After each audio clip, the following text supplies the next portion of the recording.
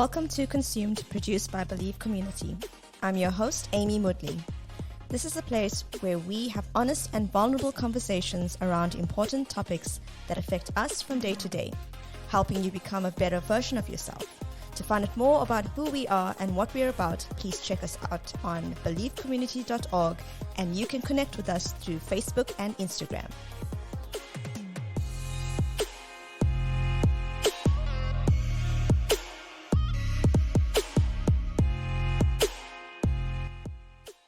Hello everyone, I am Amy Moodley, your host, and joining me tonight is Ivan Ronald. Hey, Amy, how are you? I'm good. Yeah, How are you? I'm doing good. So good to be here tonight with you and having this conversation. How was your weekend? Weekend was good. It was quite chilled. I think I had quite a busy weekend. Busy weekend. But nonetheless, I'm excited for tonight. And yeah. I am also so excited. We are going to answer or try to answer a few questions. And those are, what do you want in a relationship? How do I know if I made the right choice? How do we know we are ready to commit to each other? And is it necessary to marry or just cohabit? Ooh, deep questions. Those are deep questions. Okay, I'm going to try my best to answer these. Hopefully I can help you. I'm sure you will. I just want to highlight there are many different kinds of romantic relationships out there. Some of them we can't even keep up with because the relational dynamics are changing all the time. So there's no way we are trying to be prescriptive for your situation. If you're listening to this podcast, take what is of value to you, or some of the points might trigger something that you might want to start attending to and working on. That could help you in your relationship. That sounds really good. Sounds good. Really helpful.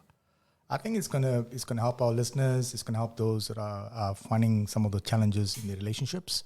And I think more importantly, people are trying to find out, did I make the right choice? Those are quite deep questions.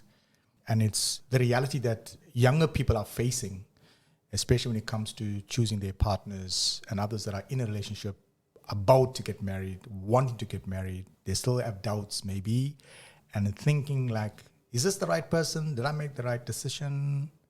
Yeah, and who wants to? Yeah. And who wants to go through a whole series of failed relationships or marriages?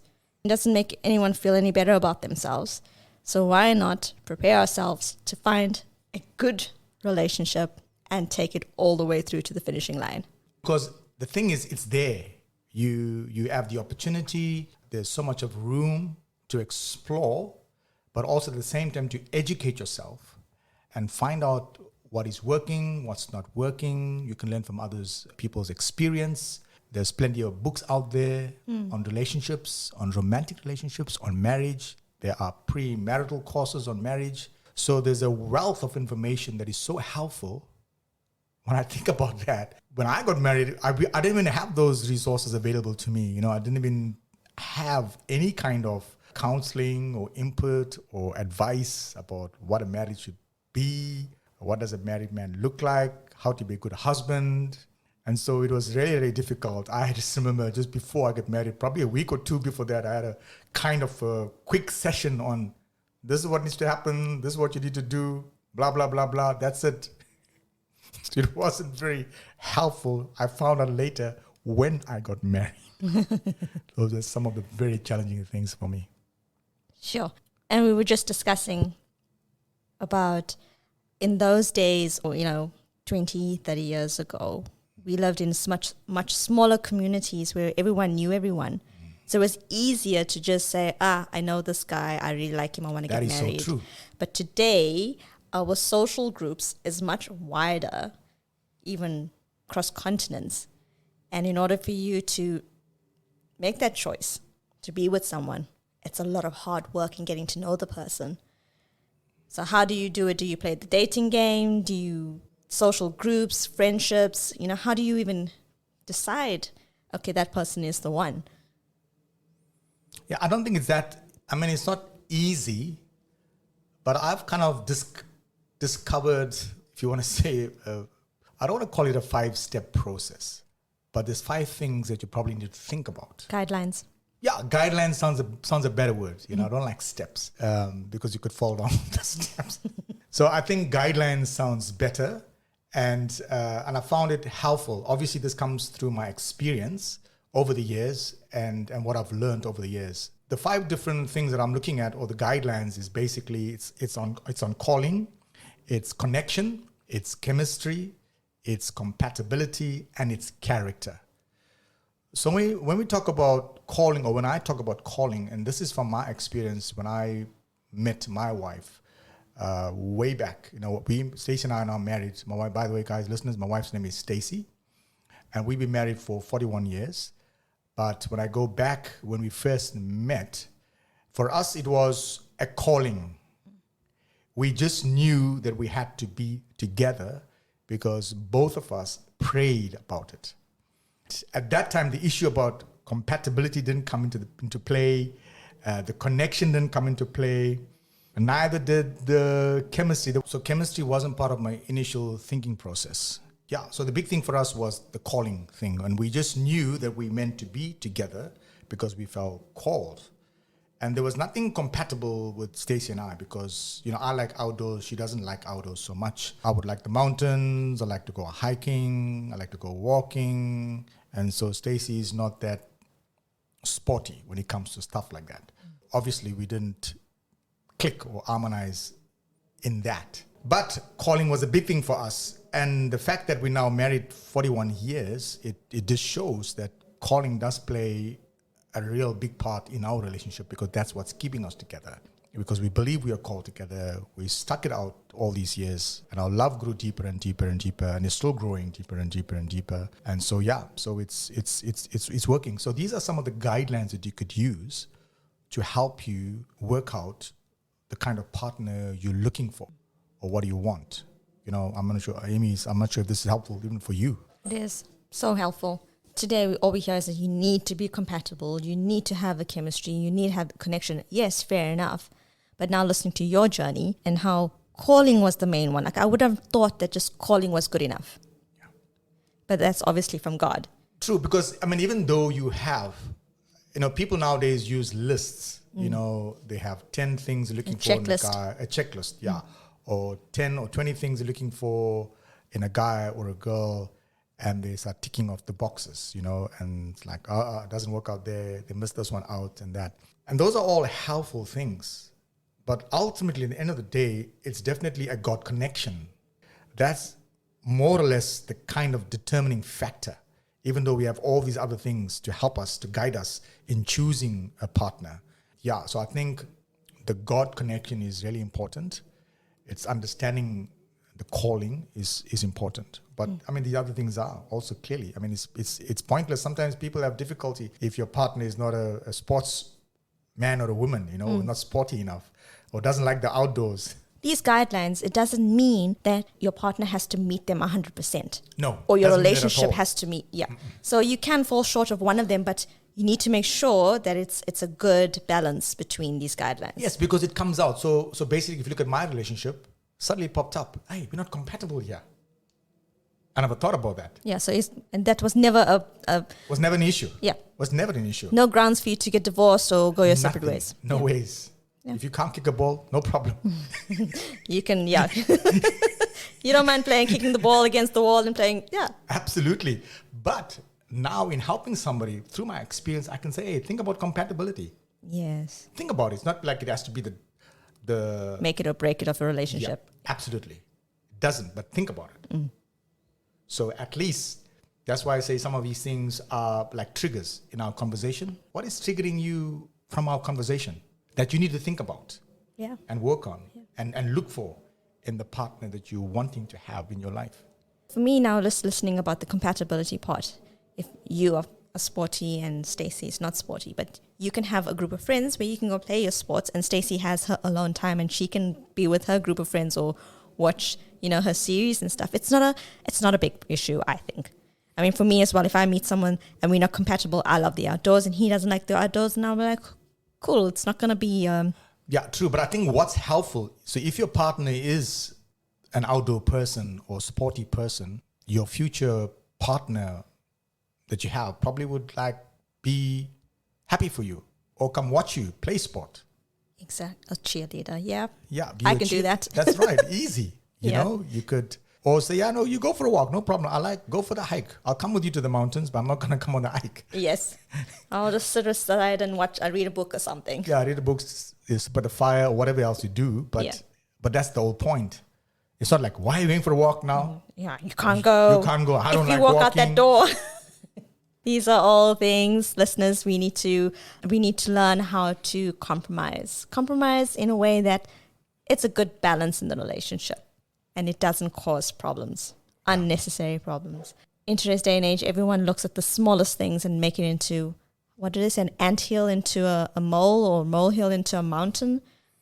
Yeah, I And think how it's a does that say molehill into a mountain. Yeah, so we need to stop looking for the slightest issue and make it into a big thing.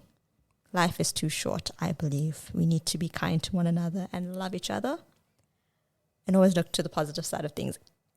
I'm not saying don't look at the negative side of things because you can learn from that as well. That's true. And the thing is, we have answers out there. The answers are out there. We just need to look for them and look for them in the right places. There's a wealth, like we said, there's a wealth of information out there. But you got to be careful what you're looking for. And you got to find them in the right places. Yeah. And that's important. And always so. I also have learned this in myself. Well, on my journey of just discovering what's out there, what I should be looking at, what my character should be like, my identity. And if I start reading a book or an article or a blog, any resource, I always think about the context. Who is the author, the speaker trying to address? What was their audience? Does this apply to me? The whole thing might not apply to me. We have to think about all of the things. Context, where the person's coming from, who they're trying to address, is this relevant? And not everything they say is going to be applicable to you. Yeah, that's true, because you get the whole aspect about different views, even on the dating aspect of things. Correct. You know, is dating right? Is dating biblical? And what is your view? What are your perspective on dating? So I have my own views on dating. And I think it has a lot to do with the person, the context, the culture, and what you do on those dates. And what you do on those dates. And how many dates you end up having over the period of 5 years. The amount of people you're dating, the quantity. That's right, because you could get into a cycle that is not healthy, can also be destructive. Because over time, your mind gets conditioned in a certain way, and you develop certain thinking patterns that could actually damage your relationship into the future. It can become a stumbling block if you're not sound enough in your mind, you're not thinking soberly, and also not talking to the right people. Correct. People talk to the wrong people because some people talk to people who have not walked the road. So it's important that you talk to people that have the experience, that have walked the road. And don't give up on those conversations where if someone is saying something you don't really like, it's not something you want to hear at that point in time. Don't just cut off from that conversation. Listen. Don't shrug it off. Yeah. Because somewhere down the line, you're going to realize, I should have listened. I should have listened. That's true. Yeah. That's true. I mean, there's so many things. I mean, when I think of in my own life, and I think about some of the things that I have done, and I do have those times when I think, I should have listened. Why didn't I listen? And that's a challenge, and it's never easy to kind of navigate these things and work it out in your lives. But yeah, it's helpful. It's helpful to listen to sound advice. Also, with us reading the Bible, I've definitely done this. That's for sure. I'll read the Bible, I'll read a story, and I'll just take it at face value.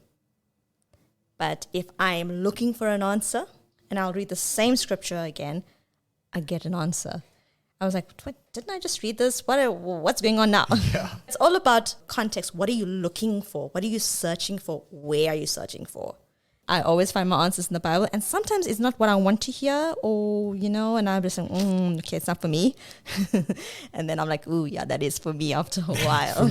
Yeah, look, the thing is, I've read a lot of books on relationships, and I've done counseling on relationships. I've been counseled. I have counseled.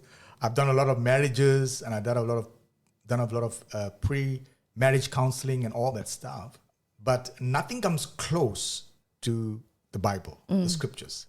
Even though they're ancient, people think they're ancient. but there's a lot of wisdom that's in those scriptures. And because the world is kind of progressive in their thinking, and they think that the scriptures are ancient, it's old, it's not for today, it's not for the 21st century, you are mistaken. So I would encourage you. So like with King Solomon, the very wise king in the Bible. Yeah, he was like the wisest king that ever lived. I mean, there was no one like him. But I remember you mentioning that he had 1,000 women by his side? 1,000, like yes. 700 wives, 300 concubines. Concubine is a woman with whom a man cohabits without being married. Wise king. Very wise king. Such a contradiction, don't you think? He then starts giving advice to young men. Yeah. And of course, he addresses as his sons. When I heard that story, you were relating to me. He's taken the figure of a father. That's right. And he's trying to advise all the younger men as his sons onto the right path. Yes. He's giving them the wisdom, and he's telling them, if you are a boy or a man, God wants to save you by helping you choose the right partner. Because he has 1,000 women around him, so he knows. So he has enough experience. And we can learn from his stories. Yeah. And women as well can learn from this. If you're a girl or a woman, you can learn the characteristics of a good wife. Yeah. So we can learn from the wisdom of Solomon. He was wise in so many things. And I think from his experience with having 1,000 women around him, there's a lot that we can learn and even help our listeners to figure out what to look for in a partner, how to choose a partner. So that's why I said the answers are there. We just need to search them out. I'm just trying to picture this. A king surrounded by 1,000 women. I sit in an office with mainly women, and I'm just thinking about all the characteristics that come out at different times and different. I'm like, how did he manage? So if there's anyone that can give you advice on characteristics of a woman or how a man should behave or deal with relationship issues, it is King Solomon. Absolutely. Absolutely. I mean, I find it very enriching. I mean, I've read the Proverbs, I've read his stories, not just Proverbs, but I read his stories, Song of Solomon, all these things. There's so much rich content, rich advice, wisdom that is so helpful to help us navigate the challenges we face in relationships, and more importantly, how to choose a partner. It's all there. It's all there. And funny enough, if you read the characteristics and his life, the lessons that he gave out, it is relatable to now. It is, definitely. Definitely. So I like what you mentioned. We need to be open that even though the Bible was written so many thousands of years ago, it is still relevant to today. It is relevant. It is. Absolutely. I have no doubt about that. Yeah, so while we're talking about scripture and the Bible, and I think one of the best things for me is looking at the character of Christ and Jesus. And me being a follower of Christ is I'm just amazed at the way he modeled life. And there's so much we can learn from him, and the way he communicated and the way he dealt with people and the way he had interaction with people. And I think one of the most incredible stories in scripture is that when he met this woman at the well. Some of you might know the story, our listeners. It's found in the Bible in the book of John, chapter 4. And it's a beautiful text. You can go and read it. It's really helpful. And so I'm just going to probably walk through that a little bit and highlight some things that I've discovered from Jesus and his interaction with the woman, and just showing that how he kind of helps us to make the right choices. So this is answering the question, what do you want in a relationship? Yes. Who else to learn from than somebody who had 5 failed relationships? I think that person is... He's not referring to Jesus. Correct. Not referring to Jesus. He was never married. Never dated. Just want to make it clear. Yeah, so I've chosen Jesus' model because it's simple, it's practical, and it's life-giving. And there's nothing complicated about it. And so with his whole interaction at the well with this woman, and Jesus, the whole conversation, there's some key things that he mentions, or that we can see that Jesus actually portrays. We can hang on to some of those characteristics in this conversation. I think one of the first things is patience, because even before she came to the well, Jesus was sitting and waiting That I'm just thinking about that. Imagine Jesus, God, waiting for you. He waited. In fact, his disciples said, why don't you come with us? We're going to go into the town and buy some food. He says, no, I ain't going, guys. I'm going to sit here. You go ahead. But it shows at the same time that the person's need was greater than his own need, his own desire. So he valued the person that he was going to meet. So he waited. So I think patience is one of the things that you need to look for. Yes. If you're going to be choosing your partner, whether it's a man or a woman, I think it's helpful both ways. Is patience is one of those things that you need to have. It's important.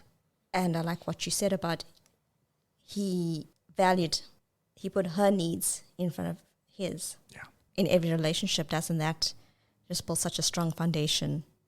Like if I was in a relationship and my partner did that, I'll be like, I'm going to cherish you. That's true. It's a big need. Yeah. It's a big want in a relationship, and it's something that if you don't have it, you have to learn it, and you can learn it. Putting others before yourself is important, and especially in a relationship, it's very important. That's helpful. Yeah, but and then there's also the other part is not to be taken advantage of. Oh yeah, definitely, you can't. And I think the other one is an initiator. He displayed that Jesus was an initiator, especially coming from a male perspective. He started the conversation. So when she came to draw water, he started the conversation. Question. Would you say that most men, 90% of the men out there, would prefer to be the initiator in a relationship? I think they would probably like to, but most of them are not. Okay. Because, sometimes in my own life, I think about my own relationship, and I think about some things that I do. And a lot of the times I don't initiate. Stacy initiates, whereas I should be initiating. It's an important characteristic to look for, especially for women that wants to pursue a right partner. I think it's important that the guy initiates. It's important.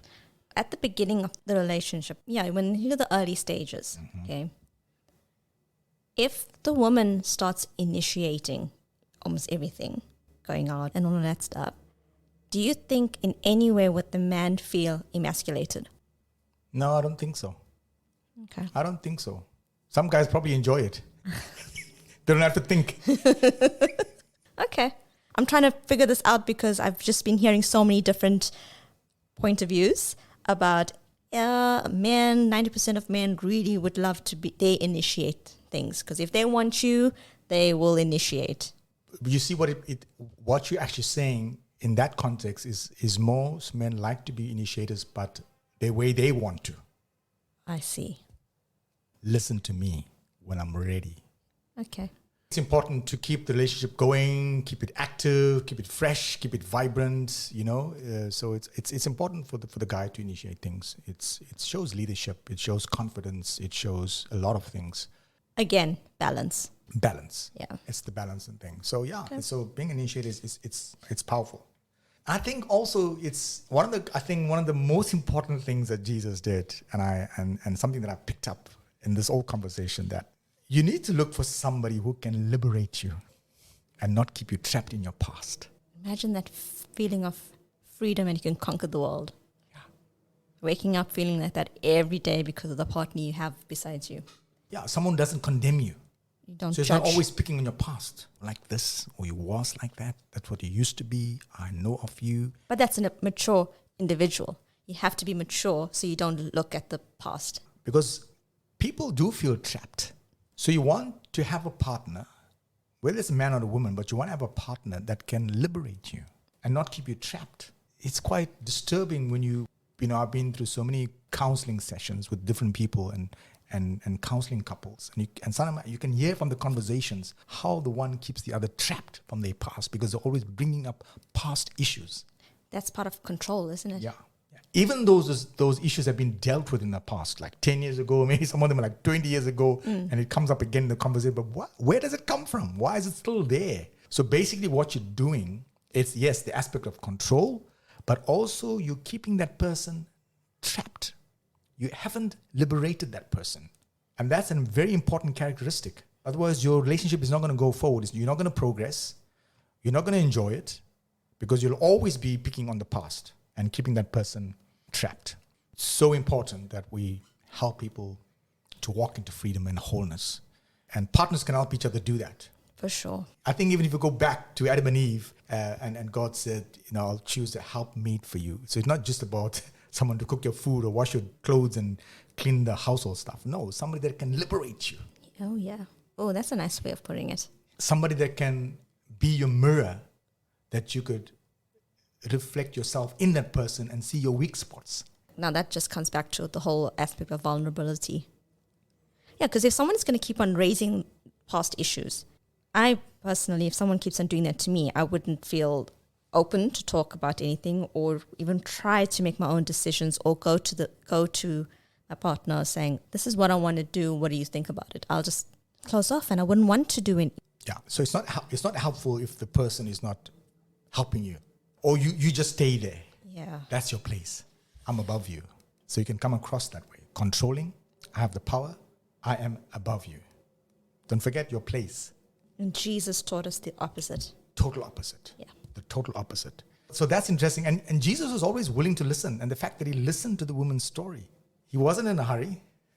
The fact that he sat and waited, she came on the scene, and then he listened to her story. Without judgment. Without judgment or condemnation. He wanted to know everything.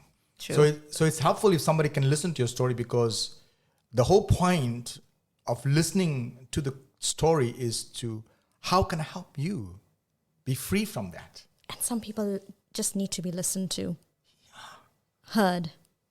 And it's freeing when you can share your story with somebody. It's freeing, and they listen. It's freeing, actually freeing. You know what I've noticed? When I don't feel I can speak to anybody and I keep things bottled up, I start biting my nails. So that's my one way of, if I keep it bottled in, I start biting my nails, because now I'm like, oh, I'm biting my nails. I need to get this out. Yeah. And that's how some relationships are. You'll just see some people are so highly strung, and you just know they want to say something, but they can't. They have to just keep it in. It can be very detrimental to the relationship. Right. And to your health. That's true. But then you see, once the woman was set free, the scripture says that she left a water jar at the well and went into the town and told the whole community, come see a man. So that's what caught my attention. So because she had 5 men in her life and that failed, and the one that she now has is not even a husband, Jesus said. So she says to the people, come see a man. This is a man. This is the man I've been looking for, the kind of man I've been looking for, with these kind of characteristics that we've already highlighted. So there's a strong point of what kind of man she was looking for. So that means all the other men that she had or were married to didn't have those characteristics. It wasn't liberating. It was not someone that was listening to her story, not somebody that was patient with her. So that's so important. And I think one of the things that she says, come see a man who knows everything about me.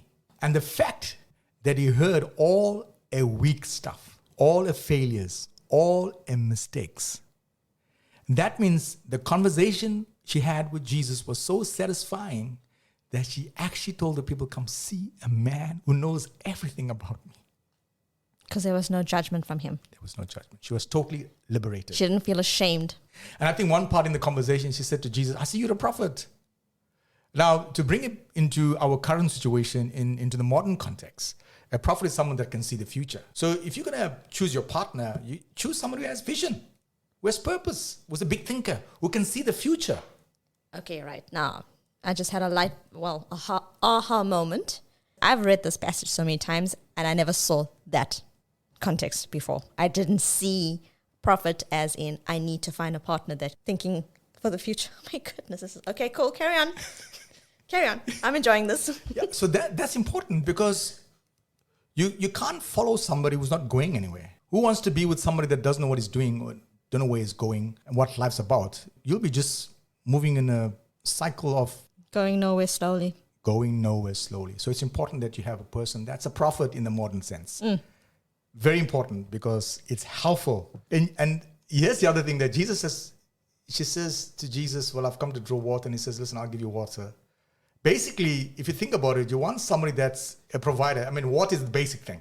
So all we're asking is that somebody that can provide you, just meet the basic needs. We're not asking for something fantastic. Basic needs. Take care of my basic needs. Can the person provide for your basic needs? Can they make provision so that you're not hassling and stuck? So it's important that you have someone that can provide. And also somebody that's not afraid to talk about spiritual stuff. Because in that conversation, they had a conversation around worship, and we worship on this mountain, and you guys worship on that mountain. And Jesus had a whole conversation with her around the whole thing on worship. But the point is, he was not afraid to talk about spirituality. So if you're going to have a partner or choose a partner, can you guys have a conversation on spiritual stuff? Or are you going to say, no, sorry, let's not talk God, let's not talk church, let's not talk spiritual stuff? That's a problem. That's a red flag. That's immediate red flag. You got to be not afraid to talk about these things. And it's important that you do talk about them, because that's going to, in a sense, make or break that relationship if you are a follower of Christ. Good so point. That's important, yeah. One of the most important things, I think, in all these things is that the woman's belief in humanity was restored. Oh, it's quite difficult, isn't it, to be a woman and to have been with 5 men, husbands? And how is her mindset? How is she feeling as a person? Does she feel like a failure? Does she just feel like, that's all I'm here for? That's quite sad.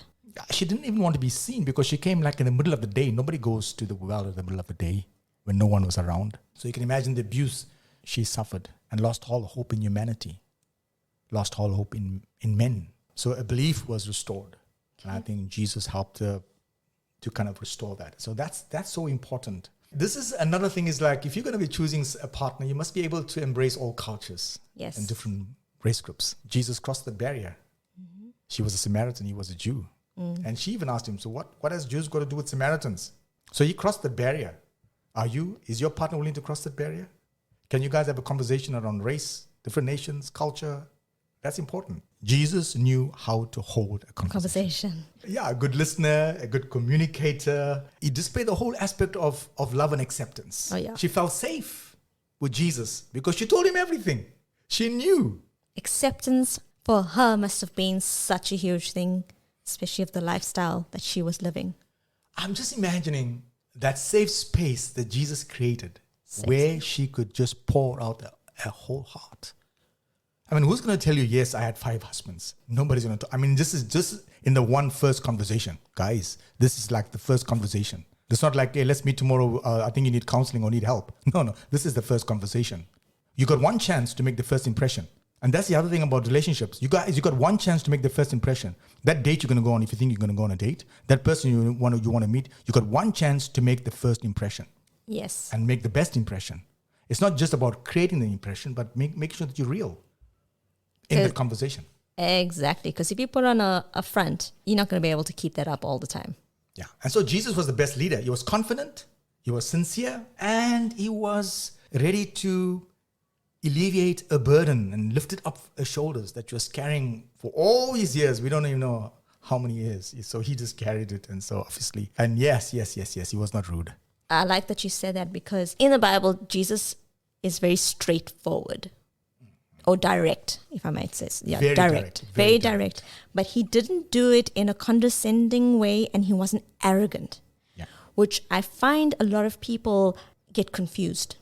They think directness is the same as arrogance. And they feel, Jesus was direct, so I can be direct, but their direct is actually arrogance. Yes. So they need to be very careful. You saying you want to be like Jesus and Jesus was direct and you start being arrogant. No. That's not what he was. No. He never hurt people's feelings. Yeah. His conversation was seized with grace and love. Yes. Huge difference between arrogance and being direct. Very big difference. Yeah. Yeah, there's something we can learn from that. That is something that I'm still learning, and I want to more and more and more. The more I spend time with Jesus, the more his character forms in me. Yes. And that's important. Definitely. Your relationship with Jesus is fundamental and should be really, really strong before you can even attempt getting into any other type of relationship, or if you're in a relationship, dig in deeper with God. Yeah. Right now, you just spoke about this passage, and there's so many things I've just learned. I've read this passage quite a few times, and all I saw was Jesus forgiving her for sins, and she's being liberated. That's about it.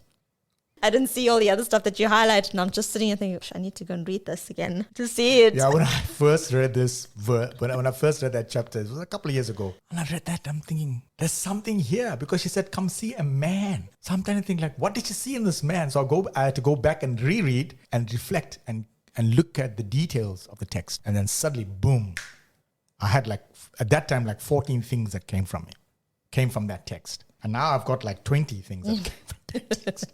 So there's so much. Yes. Jesus, you are good. This whole, what we just spoke about, this story, if we compare it to 1 Corinthians verse 13, everyone knows this, and I'm going to read it, and I'm going to refresh your memory. Love is patient.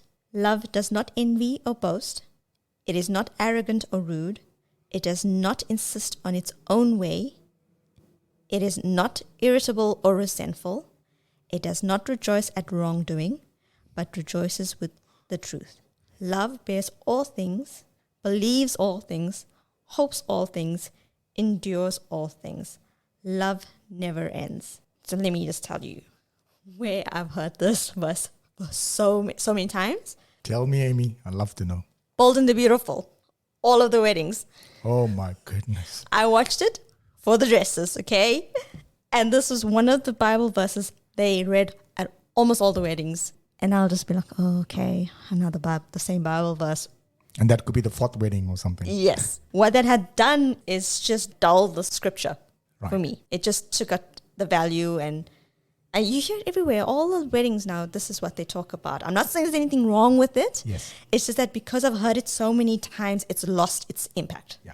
Now, with our series, Yes. reading it, okay, there's so much more to this. There is so much more to that. And I need to just let go and erase whatever I've heard previously related to all these soapies and all these things. And I think also people find it difficult because they think these are the things I need to live up to. But it's the other way around. It's actually just displays the character of God. As you spend time with Jesus, spend time with God, spend time in His Word, you are being formed and you take on that character. People think I need to have all these things in place before I marry this person. And it's hard to achieve. It's how do I do this? I still get irritated. I'm still have to work on my rudeness, things like that. Be careful that you don't be too hard on yourself. It's not something that you have to attain. It's something that comes out through a relationship with Christ because that's His character.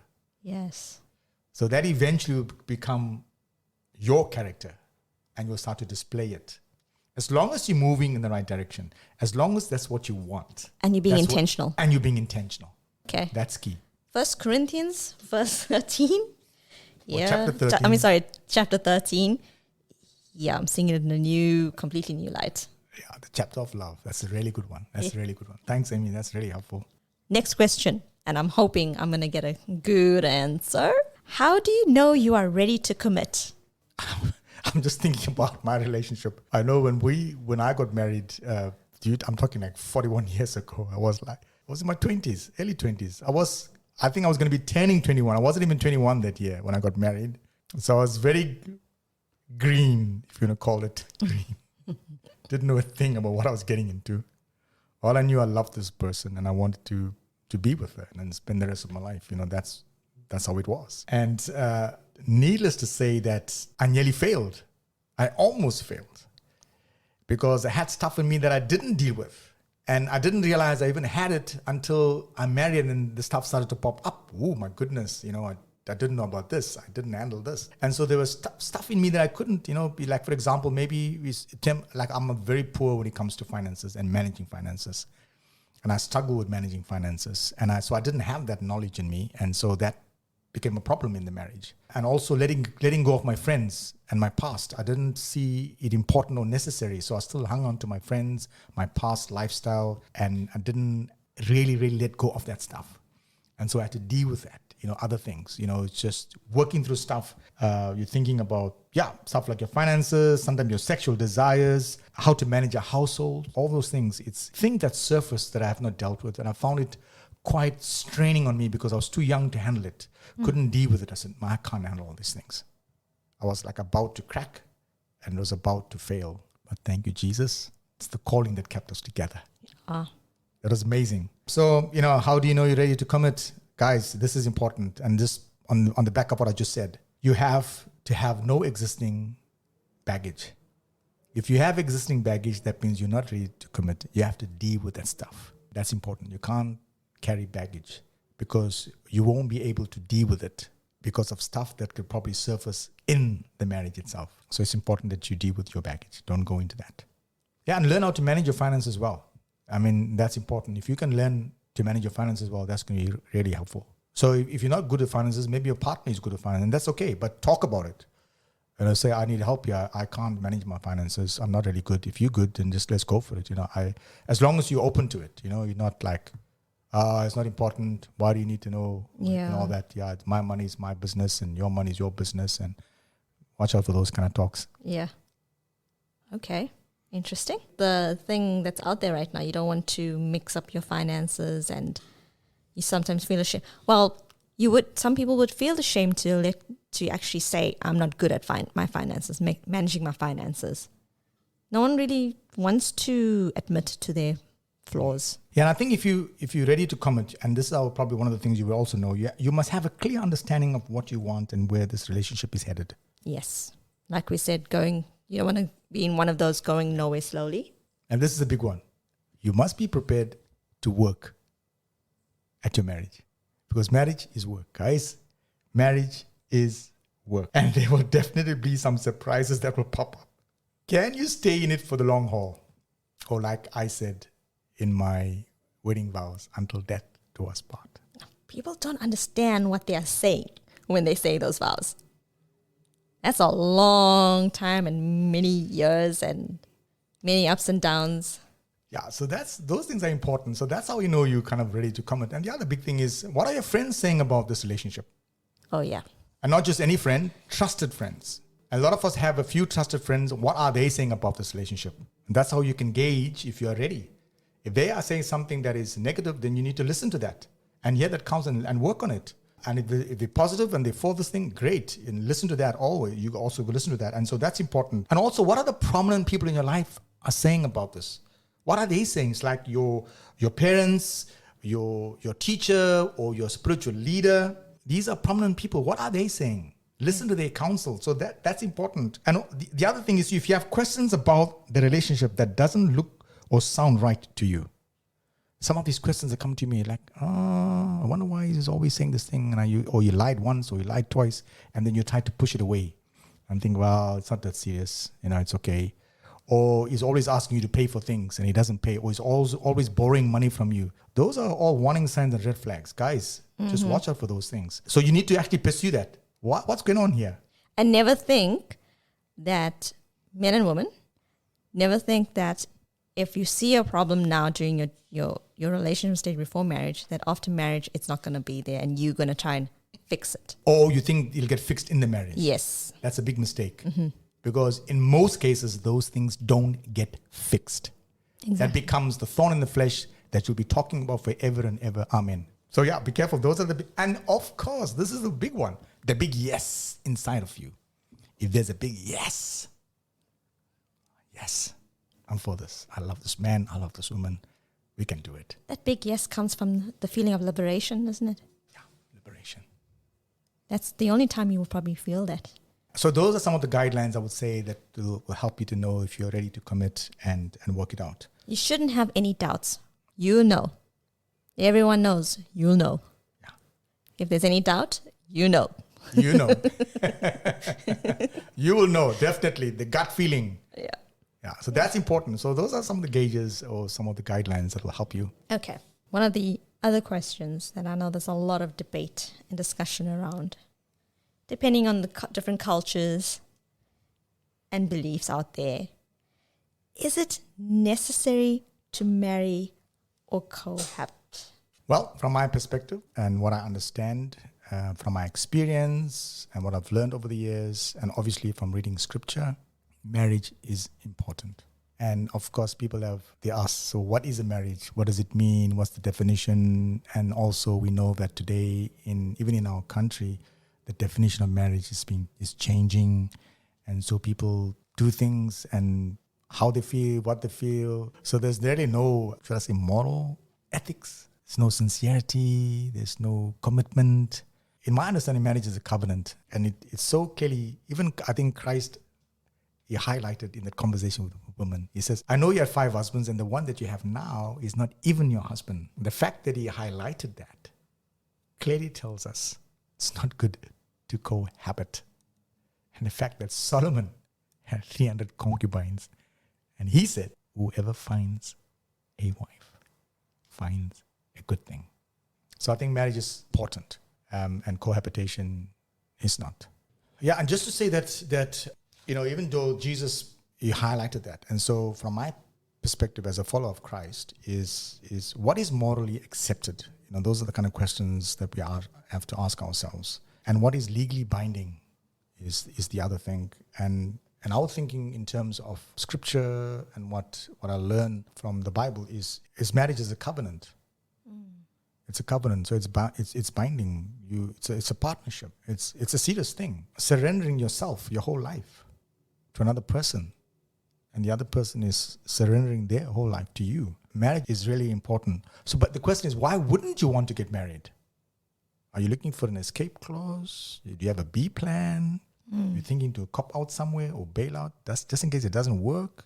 Yes, and if you are looking at what the statistics are out there, the divorce rate and all of that, and you are deciding that you'd rather not marry based on that, that's not your life.